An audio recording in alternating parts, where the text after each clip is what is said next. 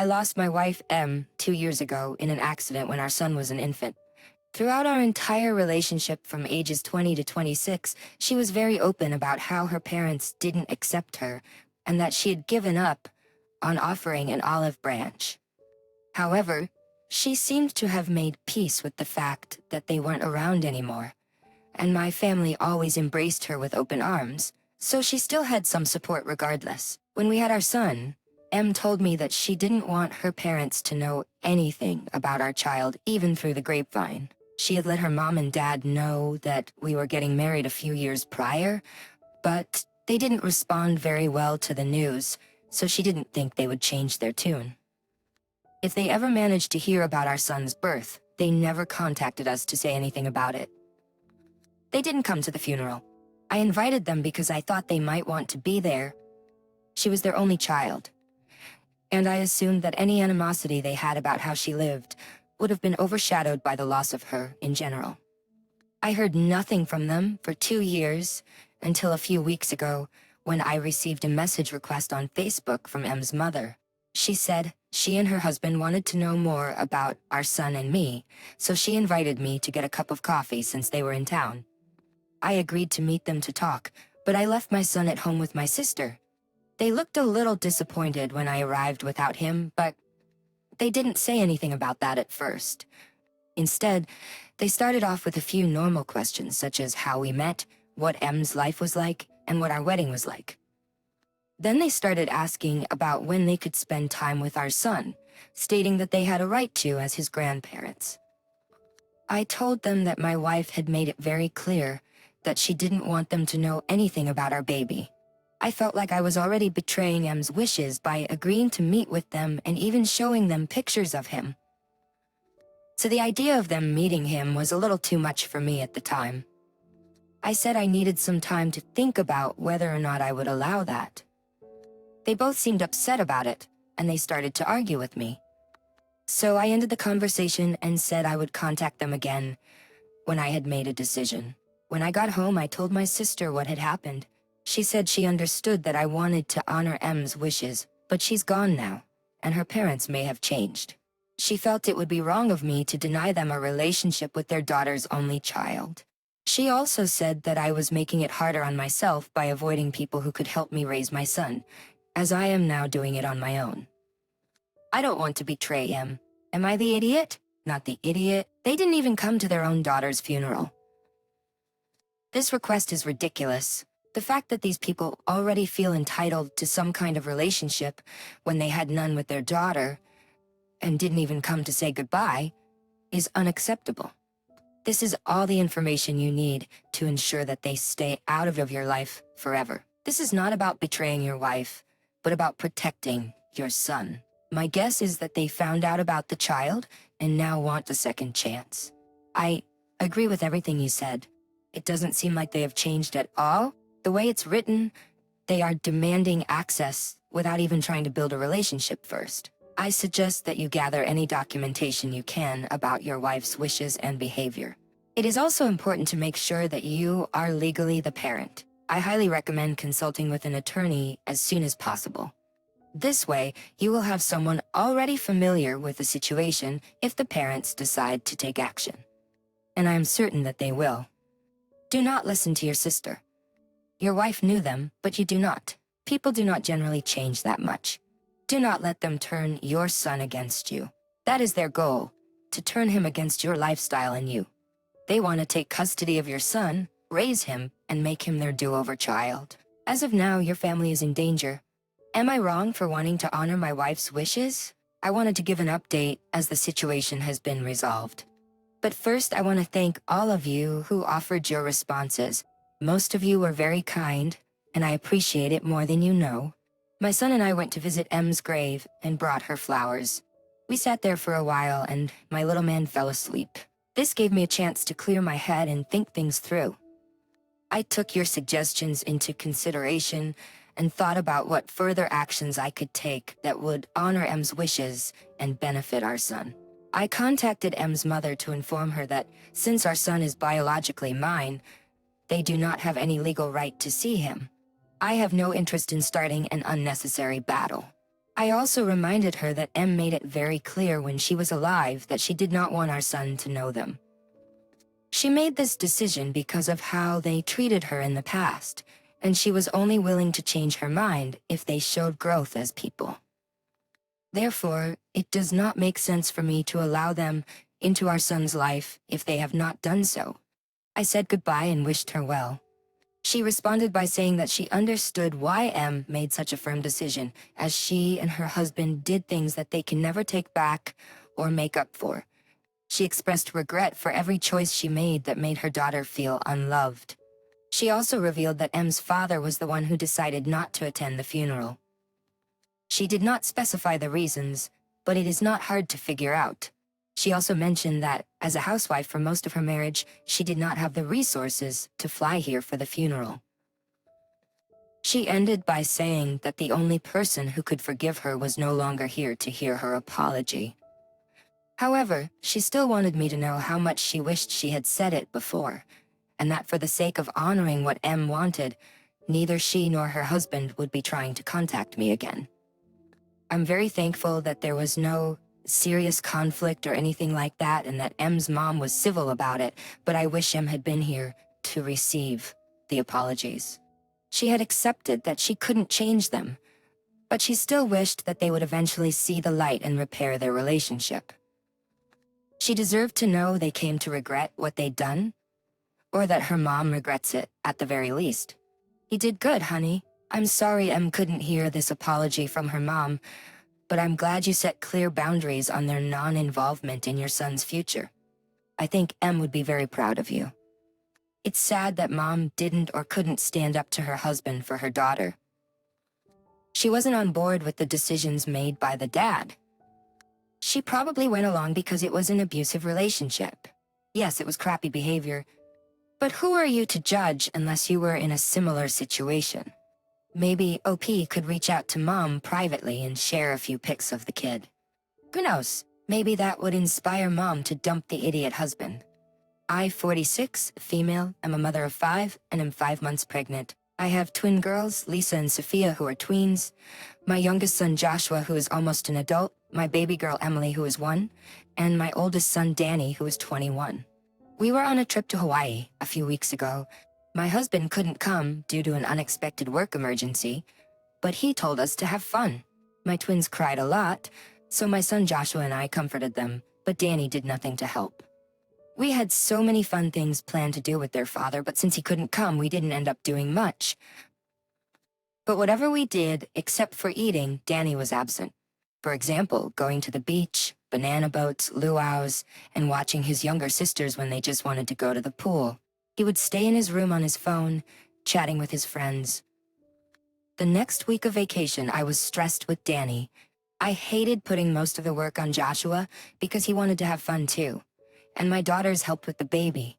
I called him to help, but he said he wanted to relax and chill when we came here, to relax, chill, and have fun. However, we weren't having much fun with less help. A crying baby, 2 tweens, who wanted to go to the pool but had to do what I was capable of doing while carrying, and my other son, who tried to get away from his sisters for at least an hour. It was a mess. I shouted at him, "If you can't step up and help the woman who gave birth to you, let you live in her house rent-free, and gave you a job, and whose money you just spend on silly games instead of getting an apartment, then you can get out of my house and pay for your own stuff." He looked shocked and left. And just about an hour after my sister-in-law and my in-laws called, he's been doing nothing except eating and chatting in his room with his silly friends, instead of helping out his mother and siblings. I hung up when we returned from our vacation. My husband yelled at our son for not helping and sent him up to his room. Lots of our family are on my side, but my in-laws think that I was in the wrong. So am I the idiot? It was your choice to give birth to 5 kids, not Danny's. And you gave birth to 5 kids, not 1 kid and 4 babysitters. What exactly are you doing in this story, except for being pregnant again? Stop popping them out if you can't handle so many. And I say this as a parent, LMAO, you are the idiot. Come on, dude, don't say that. OP didn't come here to hear about how neglectful she is and how much she's parentifying her children and using them for babysitting. Dude, she fed them and let them live for free under her roof. So they must serve her open factory uterus. At what age can she stop offering adult children free housing and trips to Hawaii? The son is 21. Will he ever be an adult in your eyes? Apparently not soon, since her dear husband sent Danny to his room when they got home. He sent a 21-year-old to his room. When are you going to treat him like a full-grown adult? That being said, if I was Danny, I'd probably have a job and move out. Wait, everyone. OP is not the idiot. The adult son has been given a free trip to Hawaii and asked to take his sisters to the pool because mom doesn't have dad to help watch the kids. I don't see anything wrong with a bit of babysitting or everyone working together as a team. I wouldn't expect a tween to be looking after a toddler to the point that they're miserable. But hey, your dad is busy. Would you take the little one to the toilet while I make breakfast? That just isn't abusive. People need to stop being entitled idiots. I'm going with everyone's the idiot here because Joshua, Lisa, and Sophia shouldn't have to be on the hook for taking care of the kids. Still, it isn't unreasonable to expect a 21-year-old who isn't in school, isn't paying rent, or financially contributing to help around the house by assisting with their younger siblings. It may need to be explicitly stated, but it isn't crazy. And for your information, you can't ground a 21-year-old and still have a relationship with them. I, 35, have a stepdaughter, a young teen who spends every other weekend at my home. My husband and I have a baby and 2 toddlers. My baby is super fussy. It's been awful. The doctor said she's okay. She's just colicky. She cries all night long. The past few months have been a nightmare. Working all day, no sleep at night. I am a super light sleeper. I've been canceling our weekends with my stepdaughter so my husband and I can catch up on sleep. My stepdaughter decided to blast us on social media. On social media, she said my dad and stepmom can't even take care of the kids that they have, yet they keep having more. So much for being reliable and loving parents. I followed up with my husband's family, asking them what was wrong. She informed them that we keep canceling on her time. It's not just her time, it's her dad's too. It's been a very difficult situation for both of us. Now my in-laws are saying that we're the idiots in this situation. They have stopped helping us with the younger kids altogether. Am I the idiot here?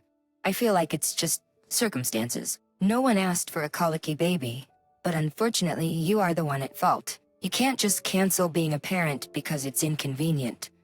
The colicky baby isn't your fault, but your solution is unfair to your stepdaughter. Her father is abandoning her and disappearing from her life. It would be best if you guys came up with another way of dealing with this. Exactly. All I'm hearing is, I'm gonna put my parental duties on pause right now because I need more sleep. That's more important than spending time with my daughter? You're kidding me, right?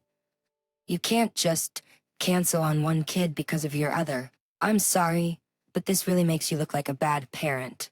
Something about the way OP keeps having a baby every year and how her stepdaughter said they keep having more instead of they had another one makes me believe that OP has treated her stepdaughter as second-rate compared to her biological children. So, while it is normal for older siblings to want to bond with their younger siblings, I doubt the stepdaughter really yearns to play third parent to the kid who seems to be her third replacement. After all, third time is the charm. OP apparently thinks that approximately 4 days a month with her father is more than this child needs, and she should be happy to be shoved aside. After all, she's not OP's kid, so why do any of this kid's needs matter anyway? She's just a background character in the story of OP's life, and apparently in her own father's too. My husband and I have 4 kids, 3 boys, Jackson, 20, Michael, nearly an adult, Nicholas, teen, and a girl, Charlotte, younger teen. Before Charlotte, the last girl born into my husband's family was my husband's grandmother. When we announced that we were pregnant with a girl, his family went crazy.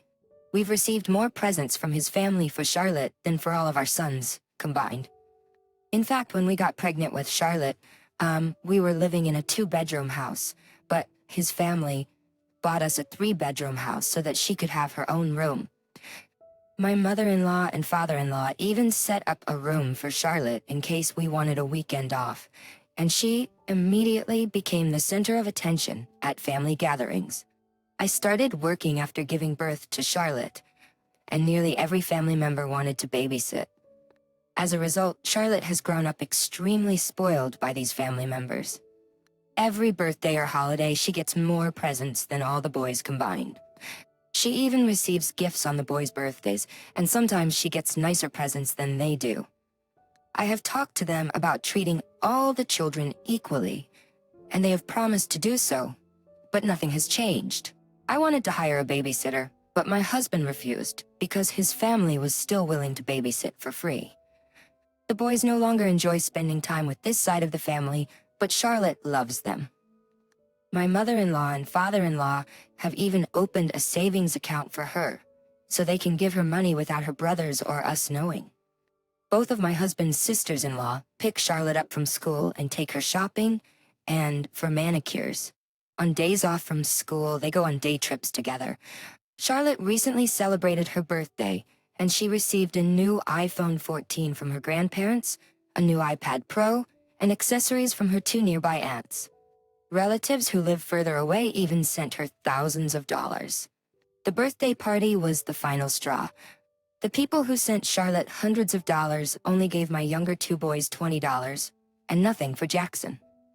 No one wanted to come over for their birthdays, and they have never received a present like Charlotte's.